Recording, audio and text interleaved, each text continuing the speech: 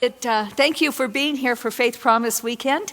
If you were here last night and for Sunday school this morning, you had a great opportunity to listen and hear from our guest speakers, and I'd like to introduce them now. We have Dr. Andy and Judy Bennett, and Dr. Andy and Judy Bennett have been missionaries in Papua New Guinea for 14 years. They are now retired just as a few weeks ago, I believe. But as you know, in Christian service, we don't retire from God, what God has on our lives. But they are officially retired, but I don't think they're stopping. And that's what's exciting about serving the Lord. They have 3 children, and all of them, well, 2 of them married, right? And they have 1 grandson. I'm sorry. You know, I told him, he just couldn't believe it, that we have a great-grandson. So I was just confused there for a minute, Andy. But they have a grandson named Young Andy, but it's Andy after our speaker here today. So please welcome Andy and Judy Bennett. Thank you. Come on up.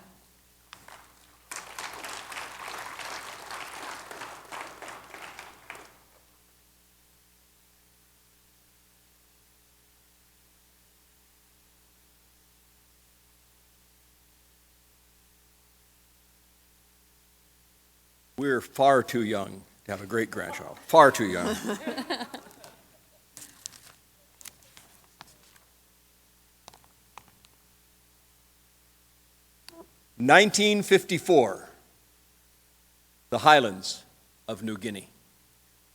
On the shore of the River Kane, little Ioannis was playing with his friends. Games weren't very different from children all over the world. Chasing games, wrestling, roughhousing, and climbing trees. Their very favorite tree to climb was the guava tree.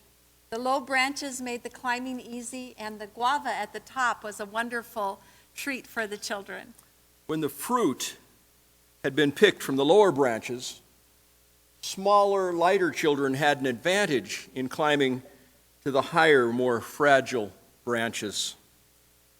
Ioannis was one of the smaller boys, and so he had been sent by the bigger ones to try to get some fruit from a very high branch that they had noticed. His heart beat faster and faster as he worked his way further and further out on that narrow branch, picking guava and tossing them down to his friends. Suddenly, as he was reaching out for that one piece of guava, he felt the branch underneath him bend and snap, and he plummeted to the ground. The ground was hard and strewn with stones and branches. When his friends ran to him, they found him unconscious, bleeding from a nasty gash on the side of his head and his right arm badly deformed. His friends half carried and dragged him to his father's house. When father saw what had happened, he lifted Ioannis and carried him to the house cook, the kitchen hut. He laid him on a mat beside the cooking fire. Along the River Kane live the Kuma people, a proud people steeped in a long tradition. The Kuma believe that they are the only true people and that all others are inferior. In fact, the word Kuma in their language means people. The message is clear. If you're Kuma, you're people. If you ain't Kuma, you ain't people. The Kuma had a complicated system of beliefs, and although many Christian Kuma have given those beliefs up, many still cling to the old ideas. They believe that they still interact with the spirits of their dead relatives, spirits who can influence their lives for good or for evil, spirits who must be appeased through offerings of animal sacrifices left at their graves. They also believe in many spirits, mostly evil, spirits that inhabit trees and rocks and water. Any unusual events in their lives, they believed, are caused by the spirits. When someone becomes ill or is injured, the family often tries to find and punish the person who put a curse on the victim or who hired someone else to do it. When someone dies, the person that is held responsible for cursing them is often severely punished or killed. In the old days, treatment for injuries and illnesses consisted of sprinkling water on the heads of the victim, placing leaves of various kinds on their body, and trying to force them to eat or drink. As Ioannis lay by the fire, his auntie ran into the jungle to get the special leaves to put on his wound.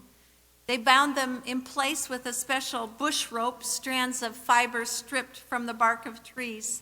His sister made a cup out of a banana leaf and filled it with water, and she used it to sprinkle water on his head. His father found some straight pieces of bark and tried to make a simple splint for his broken arm. They didn't know what to do about the swelling in Ioannis' abdomen. As the hours dragged on, the family members began to gather in to discuss what should be done. They began to discuss who might have put a curse on Ioannis to cause that injury. They considered anyone in the community who might be angry with him or with the family. And there was the relative who had been upset with the boys for playing in her garden. There was a man in the neighboring village who had accused the boys of stealing bananas. But little Ioannis' only response to all of this was an occasional moan and some random movements of his arms and his legs. His heart beat faster and his breathing became more labored. His belly continued to swell. Then, after many hours had passed, Ioannis' breathing suddenly slowed and then stopped. The family began to cry, not the dramatic show cry that you have to do when someone important dies or their spirit will do unspeakable harm to you, but the crying of a family who had lost a dear child. But that's how it was in those days. That's all they could do. There were no good choices.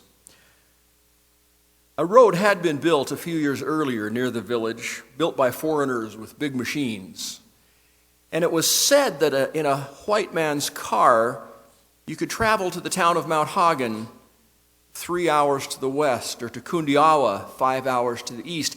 And in those towns, there were hospitals, places where doctors and nurses would treat the sick and injured and often could make them better. But that did this family no good. They had no car, and they didn't know anyone who did. A couple of years later, things began to change. There was a rumor that a white couple with a little boy had come to the valley and had built a house by the road. They had been telling stories about a spirit who could bring peace to people's hearts. They'd begun to teach people how to read and how to write, and it was said that they had medicine that could heal many sicknesses and injuries. Sidney and Wanda Knox were this young American couple. Sidney was a pastor, Wanda a teacher. Many years earlier, they had felt God's urging to make a difference in their world. Isaiah 30:21. Better get that right. Isaiah 30:21 tells us, whether you turn to the right or to the left, you will hear a voice behind you saying, this is the way, walk in it. Sidney and Wanda were listening to that voice, and they had responded by offering themselves to the church for missionary service. They had been assigned to start new missionary work on the mysterious, little-known island of New Guinea. They moved to the highlands, the dark interior part of the island that had only been explored about 25 years earlier. A place that was populated by 1 million people who didn't know of the existence of the outside world. They had said yes to God's call, and now they had arrived in the Wagi Valley, near the little village of Kujip, with their prefabricated house, their books, their simple kit of medicines, and their stories of God, a God who loves. It didn't take long for the Knoxes to realize that the need for medical help was greater than a preacher and a teacher could provide on their back porch clinic. They rejoiced at the arrival of the Condor family for many reasons, but one reason was that Mary Alice was a nurse and had even taken special training in tropical medicine. Soon a thatched shelter replaced that back porch clinic for a medical clinic. A young man who lived nearby came in and introduced himself. Kintok had recently completed a training program as a clinic orderly, commonly called in the pidgin language, Doctor Boy. He could give medicines, he could clean and dress wounds, and do a dozen simple tasks that would free Nurse Condor to deal with more complicated issues and do other kinds of work. Soon, they organized a training program to train additional Doctor Boys. Well, sadly, first Sidney Knox and then Nurse Condor became ill and had to leave New Guinea. But God provided others to take over the work, including 2 nurses who were to prove pivotal in the development of the medical work, Margaret Robson, later Bromley, and Helen Bullerjack from the U.S. Margaret was from Australia. They continued to train Dr. Boy to treat any and all who came to them and to develop a system of outreach clinics targeting preventive health care for children especially, and that program continues to this day. As the medical work expanded and the need for health care grew, a dream was born in the hearts of the missionaries and church leaders, a dream for a hospital to be built at Kujip, a place where the gospel of Jesus Christ could be proclaimed even as the bodies of sick and injured people were treated. By 1964, the Nazarene Church had raised over $100,000. Now, by my calculations, that's close to $1 million in today's money. They had raised that money to build a hospital, and in 1965, construction began. In 1967, Nazarene Hospital opened. They had 4 nurses and 1 doctor, Dr. Dudley Powers, who was also a dentist. In this picture, if you can, it's kind of a little dim, but it shows them drinking tea, probably at 10 o'clock in the morning. And they don't look very busy, but we have a feeling they were very busy. Children still run and play by the River Kane. They still climb guava trees. They still send their smaller brothers and sisters to the top, to the fragile branches. And they still fall. Usually that results in relatively minor injuries like easily treated fractures. What would have become of little Ioannis if he had been hurt in 2020? Let's reimagine this story. When his friends ran to him, they found him bleeding from a nasty gash on the side of his head. He was unconscious, and his right arm was badly deformed. His friends half carried and half dragged him to his father's house. When Father saw what had happened, he lifted Ioannis and carried him into the house cook, the kitchen hut, And laid him on the mat by the smoldering cooking fire. One of Ioannis' aunts ran to get leaves to use as a dressing on his wound and lashed them to his head. The father made a crude splint. His uncle ran to a nearby house of a relative who had a car. Carefully, they lifted Ioannis on his mat into the back of the car and drove as fast as they dared on the rough roads to Nazarene Hospital. Ioannis' father lifted him from the car and carried him into the emergency room.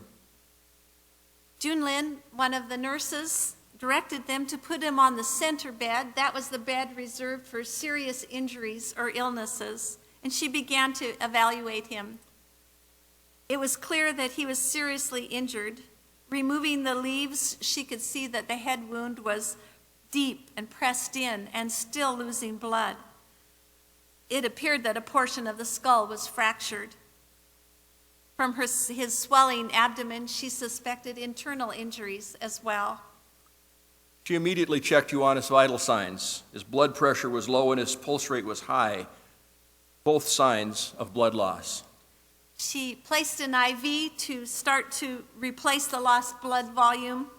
Doctor, she called across the room, "You might want to see this boy right away." There are 10 full-time doctors at CUJIP right now. Any one of them might have been the one to evaluate Ioannis. The doctor, and I'll admit, the doctor in the picture does look a little bit like me.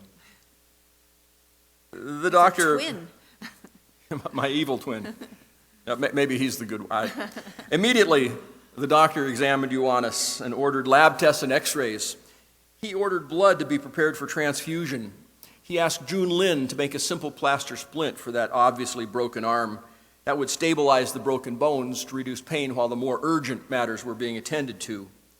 A brief ultrasound of Ioannis' abdomen showed the reason for the swelling: severe internal bleeding, probably from the spleen. The spleen's often enlarged and fragile in people who have had repeated bouts of malaria. After completing the ultrasound scan, the doctor phoned Dr. Ben Radcliffe, one of the surgeons. There are now no missionaries serving in CUJIP who arrived there any earlier than Dr. Ben, but he had a head start. He came when he was only 4 years old, arriving with his missionary parents, Dr. Jim and Kathy Radcliffe. He went back to the U.S. for college education, meeting his wife, Catherine, at Mount Vernon Nazarene University. They were both pre-med students at the university. They went on to complete medical school and specialty training, Ben in surgery and Catherine in family practice. Then they came to serve at CUJIP. Catherine worked part-time in the early months. She just had 2 little boys, Matthias and Simeon. Then they added twin daughters to their family. So Catherine works a lot from home now and doing administrative work. They're expecting their 5th baby this spring. For Ben's first 3 years in PNG, he was able to fulfill one of his dearest dreams: to practice surgery side by side with his dad. Dr. Jim was able to teach Ben the nuances of jungle surgery, which can only be obtained through over 30 years of tough, hard experience. Ben was able to divide the workload, which was a great relief for his dad, but also brought his more recent training and some newer technology, including laparoscopic surgery. The very first laparoscopy in the history of PNG, we believe, was performed on November 17th, 2016, by Ben and Jim Radcliffe. Ben also examined Ioannis. The ultrasound had shown blood in his abdomen, and a depressed skull fracture was obvious on exam. Either of these problems would require surgery. He asked Sister Edna to notify the OR crew to get ready for an urgent surgery. Edna's one of the youngest members of the OR staff. She had felt God's call on her life to make a difference in His kingdom when she was a little girl. She's a 3rd-generation Christian and a 3rd-generation CUJIP worker, CUJIP station worker. Her grandparents worked for the Knoxes, and her mom and uncles and aunts had worked on the station, and her brother had as well. But they never worked in healthcare. Edna was the first member of her family to complete nurses' college and to work at the hospital. The word was quickly relayed to the OR team. A nurse anesthetist, a scrub nurse, a supply technician, and a circulator. By this time, Ioannis' lab results were back and showed the extent of his blood loss. The blood transfusion had been started and x-rays were complete. It was time to take him to the operating room. In the operating room, Dr. Ben was joined by Dr. Imelda Asego. Dr. Mel, as we call her, is a PNG doctor. She's a graduate of a Master of Medicine program that CUJIP Hospital has been involved with for many years. That's a program that prepares PNG doctors to serve in remote, isolated, and underserved places, where many of them are reluctant to serve because they feel unprepared for the work there on their own. Nazarene Hospital has been involved in nursing and medical education from the early days. The Doctor Boy program grew into a nurse aid program, which in turn evolved into today's College of Nursing program. We now have a part in training PNG medical students. rural and remote doctors and general surgery trainees also. It's an investment in the future of healthcare in Papua New Guinea. Well, the operation went well. Dr. Ben was able to pull the depressed part of the skull fracture back up into its proper place, relieving the pressure on Ioannis' brain. And he was also able to repair a small tear in Ioannis' spleen, which was the source of the blood loss. And he was able to do that and didn't have to remove the spleen, as is often the case. Ioannis remained in a coma through the night and the next couple of days. The day after surgery, the family was visited by one of the chaplains. We now have 2 full-time and 3 half-time chaplains at Nazarene Hospital, and it's considered a crucial part of the ministry there. The chaplain who came offered to pray and read scripture with the family, and he continued to come each day. After a few days, he asked them if they would like to pray and ask Jesus into their hearts. Over the years, thousands of people have made that decision within the walls of Nazarene Hospital, and within a few days, Ioannis' parents made that decision. About 2 days after the surgery, Ioannis began to wake up, sit up. A few hours later, he said a word and then a few words. By the 3rd day, he was soon walking and eating. A week after his operation, he went home. The family assured the chaplain that they would be attending the small Nazarene church in their village. Well, of course, this is just a simple dramatization of a made-up story. We're sorry, we apologize if we got you emotionally involved in Ioannis' life, but I do want to remind you that I couldn't have been there taking pictures with my digital camera of Ioannis in 1954. I was only a year old.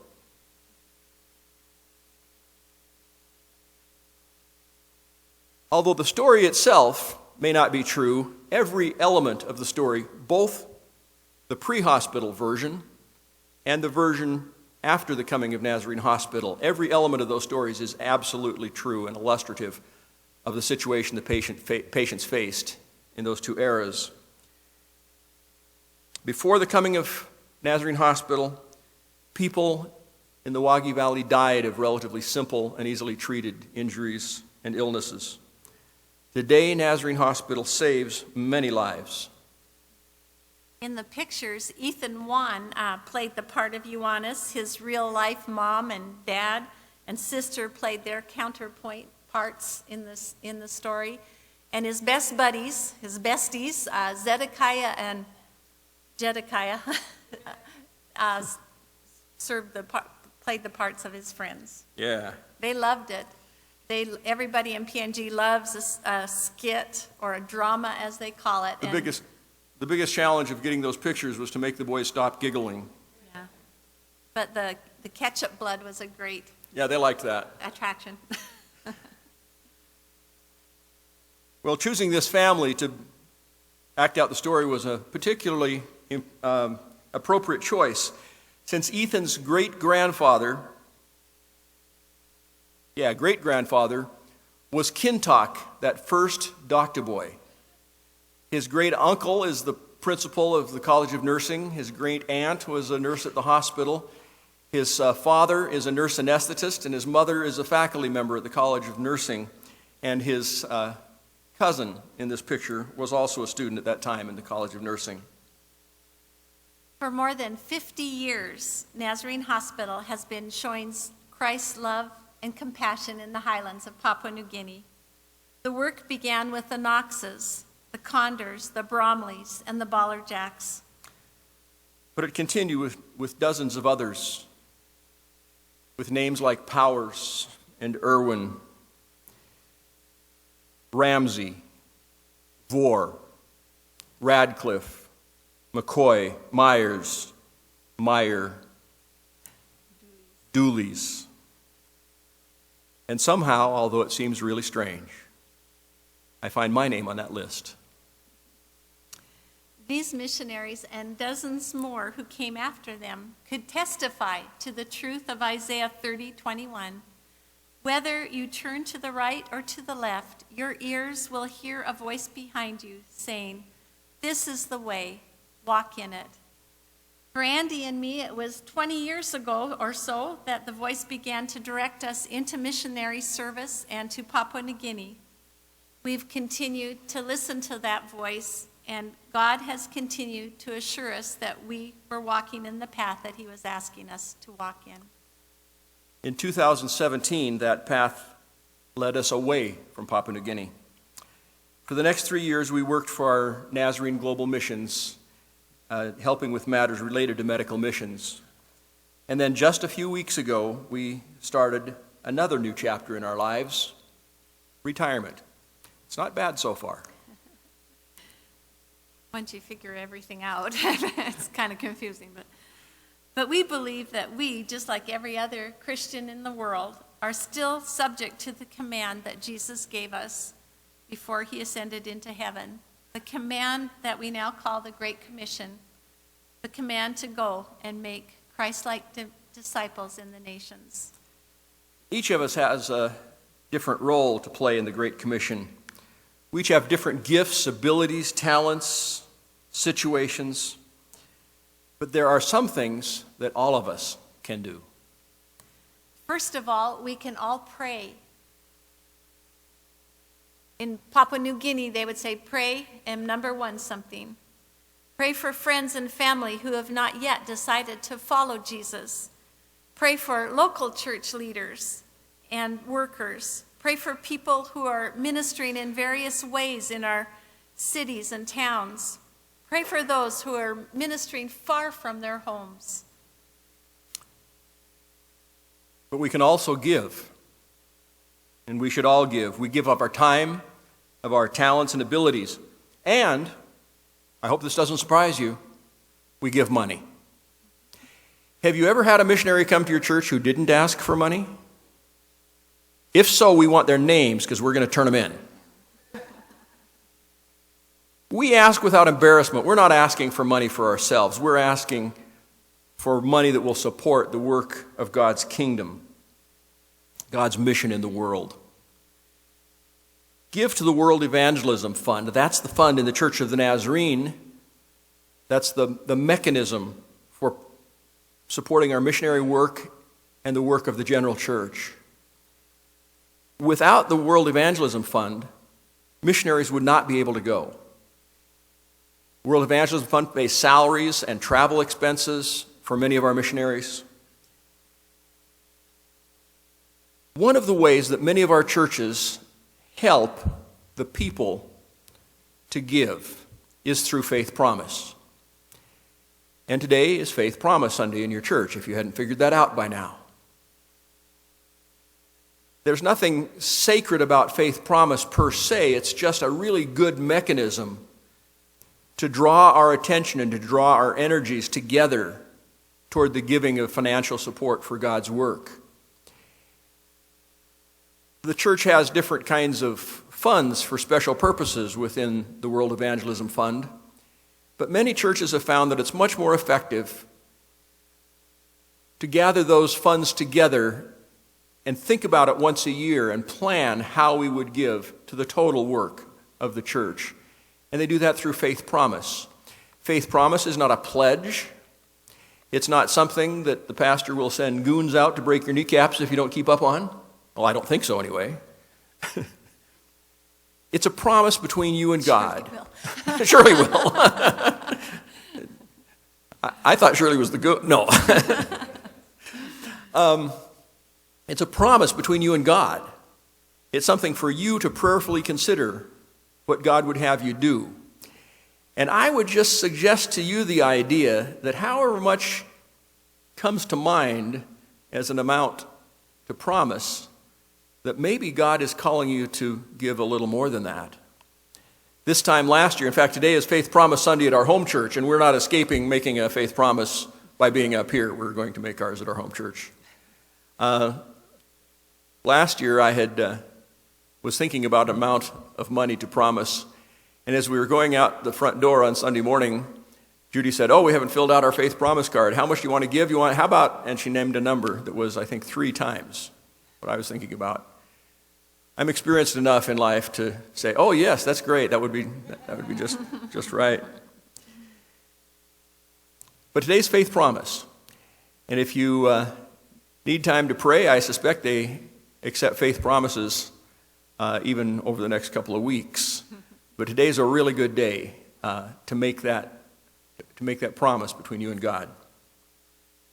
And finally, we can go. Now, we know we're talking to a body of people who have a heart for missions, and many of you have gone or are going to serve. We appreciated Brenda and Dave coming for that year in Kujip to teach our missionary kids. What a blessing that was to our families and people that could stay on the field because their children were being educated. We'd encourage you, if you know a young teacher or a newly retired teacher or a teacher on a sabbatical, we're still looking for a middle school, high school teacher for September or August. God calls us all to go in some way. It may not be to a far-off place like Kujip or to some special position in the church, but we can go to our families, our neighbors, our co-workers, our schoolmates.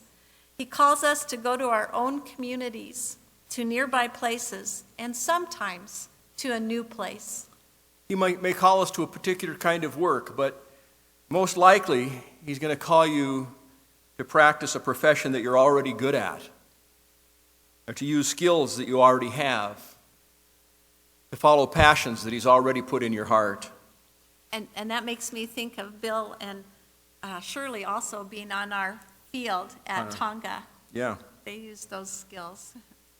God may call us to work for the church, or he may take us to employment for a company in a far-off place, or to even start a business in a place where Christ's name is seldom heard. So whether you turn to the right or to the left, your ears will hear a voice behind you saying, "This is the way, walk in it." Are you listening? Will you hear that voice? Will you obey and make a difference in God's kingdom?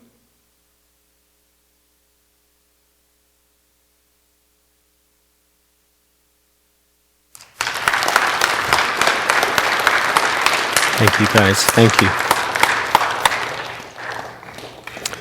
Thank you so much. It's good to hear another perspective of what's going on in Kujip. We've heard from Dave and Brenda from the education part of it, and many of you guys know a guy named Tim Eby, and he grew up there in Papua New Guinea, and his parents worked there. So it's a place that's been close to our family and to our hearts for many years. And I remember Lee Eby, and I'll tell you this one thing, and then they used to be able to bring a lot of stuff home. And Lee brought one year a handful of native spears home. And they won't let you do that anymore. He just carried them on the plane, these long, sharp spears. And I've told my parents that's the one article that I would like to have when they're ready to give that up, that spear from Papua New Guinea. We've talked about faith promise. It is what we do as a church. And again, I would emphasize, it is not a pledge. It is a promise between you and God. And I will tell you, teens, children, young people, they go, I don't have anything to offer. You know what? It's amazing how the pennies add up. God has this incredible ability to multiply our resources, not just our time and our talents, but our treasures as well. So don't ever think, well, my few cents won't matter or my few dollars won't matter, because it does. A couple of things that are very important about faith promise. It doesn't have to be, sometimes God lays a dollar amount. This is what he says, I want you to give. And you go, God, I don't know how I can afford that. This is a promise between you and God. We won't come knocking on your door. This is what God lays on your heart to give to missions. This is a time we really need to listen to what God is saying to us. I had a guy in my last church. He had no extra resources, but he made custom golf clubs. And his business wasn't doing well. So God laid on his heart, tell you what, this next year, give all of the profit from your golf club business to Faith Promise. He had his best year ever. And it continued. God didn't just, he blessed him in abundant ways. So listen to what God would say. He may talk to you and you may go, I don't have a clue where that's going to come from. But if God lays it on your heart and you walk in obedience, he can do it. He will do it. That's all the pressure. No pressure. This is really the only pressure that I'm applying here, honestly, hear me, is what Holy Spirit would say to you. This isn't me saying,